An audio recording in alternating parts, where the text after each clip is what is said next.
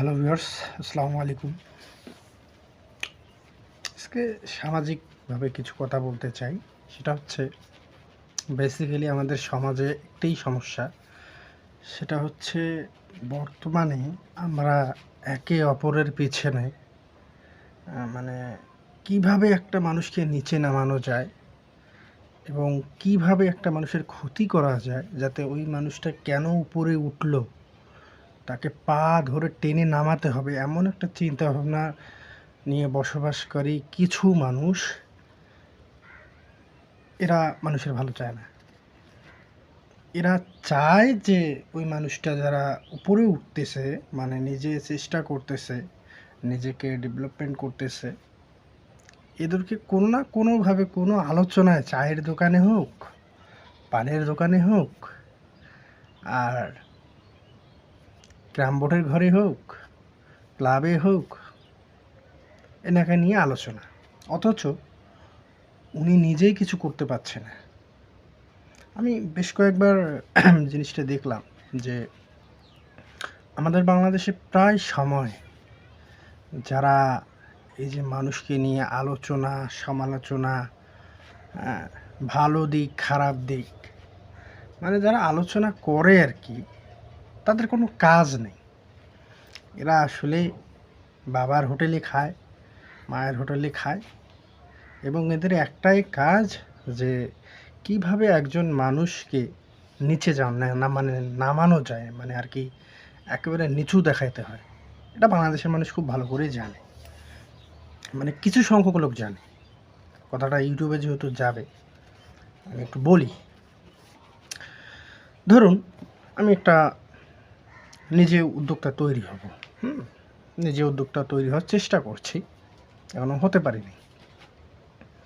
So এতে বোঝা যাচ্ছে যে অনেকে আমার ভালো চায়, আবার অনেকে চায় না। উৎসাহর কথা তো বাদই দিলাম। আমাদের সমাজে কোনো ছেলে যদি প্রতিষ্ঠিত হতে চায়, তাকে কেউ উৎসাহ দেয় না। সো একটা মানুষ যখন নিজের স্বাধীনতাটা নষ্ট হয়ে যায়, তখন ওই মানুষটা কিন্তু মনোবল হারিয়ে ফেলে।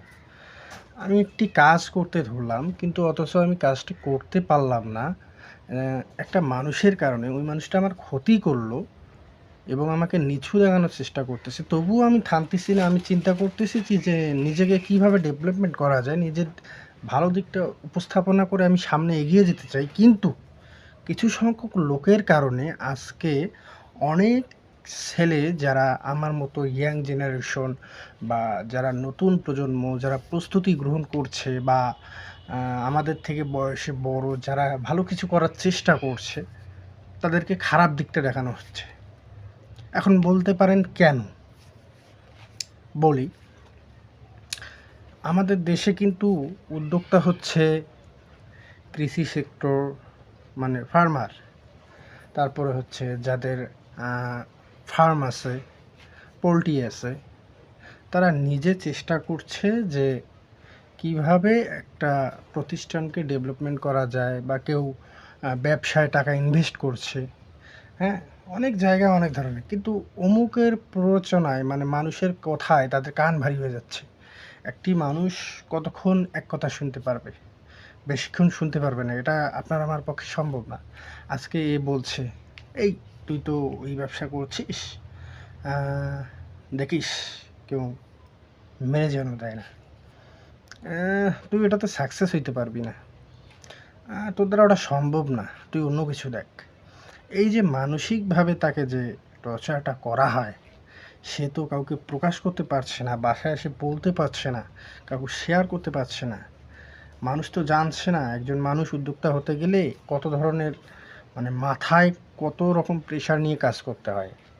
আর অথচ আপনি যখন একটু ডেভেলপমেন্ট করতেন, বা একটু ডেভেলপমেন্ট হইলো আপনার, বা আপনি যখন উন্নয়নে, মানে আপনার দেখা যাচ্ছে যে আপনি অগ্রগতিটা বাড়ছে, মানে আপনি এখন আর আগের জায়গায় নেই। আগে ছিল আপনার 5টা গরু, বা আগে ছিল আপনার 1 বিঘা ধান, আগে ছিল একটা কোম্পানি, এখন দিচ্ছেন 2টা কোম্পানি। আগে একটা চায়ের দোকান ছিল, এখন 10টা চায়ের দোকান দিয়েছেন। আগে 5টা ক্যাফে ছিল, এখন 10টা ক্যাফে দিচ্ছেন। এই যে যখন আপনি উন্নয়ন শুরু করলেন, মানে নিজে উদ্যোক্তা হয়ে যখন পরিশ্রম করে উদ্যোক্তা হতে গেলে কিন্তু 2 কাঁধে 2টা 2 মণি ওজনের ব্যাগ হাতে নিতে হয়, তারপরে কিন্তু আগাইতে হয়।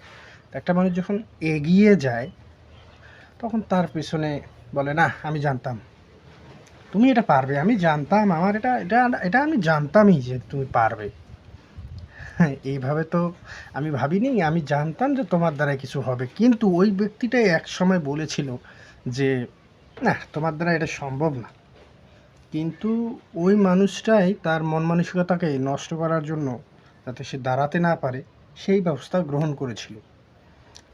সো ফার্স্ট অফ অল আমাদেরকে মাথায় রাখতে হবে যে যারা এই রকম প্ররোচনা বা এই রকম মন্দ কথা, এই রকম মানে যারা টিটকারিমূলক কথা বলে, তাদের কাছ থেকে সরে যাওয়া এবং নিজেকে মনোবল এবং আপনার নিজের মানে এক জায়গায় স্থির হয়ে থাকতে হবে এবং আপনাকে মনে করতে হবে আমি পৃথিবীর সর্বশ্রেষ্ঠ ফার্মার, আমি একজন পৃথিবীতে সর্বশ্রেষ্ঠ কৃষক।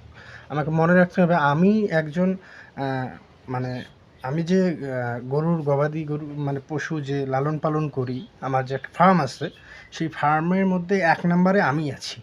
এটা যতক্ষণ পর্যন্ত আপনি নিজেই নিজেকে ভাবতে পারবেন না, সো ততক্ষণ পর্যন্ত মানুষ আপনাকে নিয়ে টিটকারি করবে। আপনাকে মনে রাখতে হবে কোনো কর্মই কিন্তু ছোট নয়। কি কোনো কর্মই ছোট নয়। আপনারা অনেকেই বলতে পারেন ভাই কি বলছেন না বলছেন, কি কথা বলেন না বলেন, আসলে আমার কথাই আপনাকে শুনতে হবে এমন কোনো কথা নেই। আপনাকে ভাবতে হবে যে আপনি কোনটা পারবেন, যেটা পারবেন ওটা নিয়ে এগিয়ে যাবেন এবং মানুষ কিন্তু সমালোচনা আলোচনা এটা নিয়ে করবেই।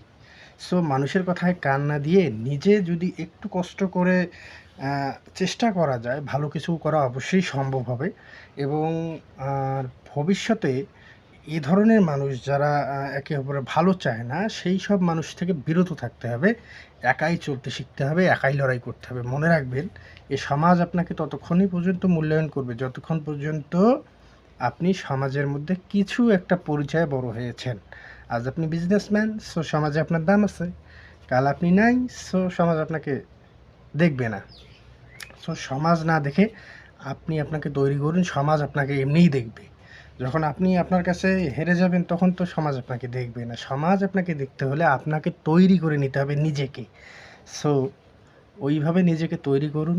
সামনে ইনশাআল্লাহ যেভাবেই আপনি যাচ্ছেন, কেউ পাশে না থাকলেও পৃথিবীতে বাবা মা কখনোই আপনাকে ছাড়বে না, তারা আপনাকে উৎসাহ দিয়েই যাবে।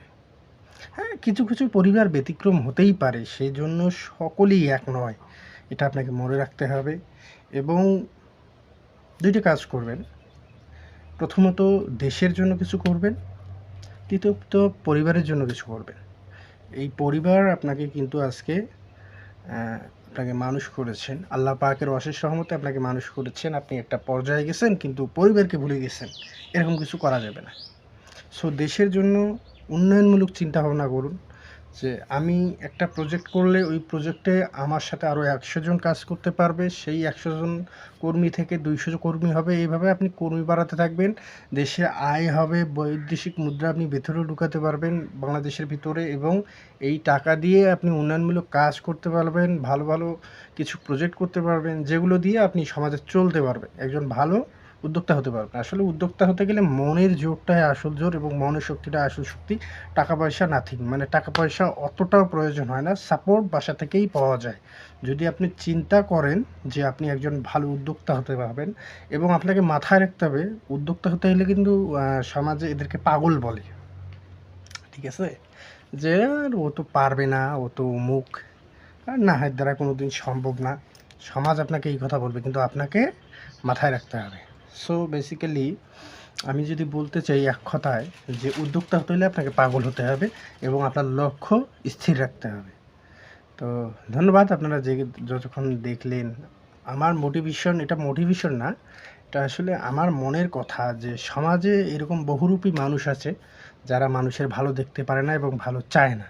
সো তাদের থেকে বিরত থাকুন এবং নিজে ভালো কিছু করার চেষ্টা করুন। ভালো থাকবেন, সুস্থ থাকবেন। আসসালামু আলাইকুম।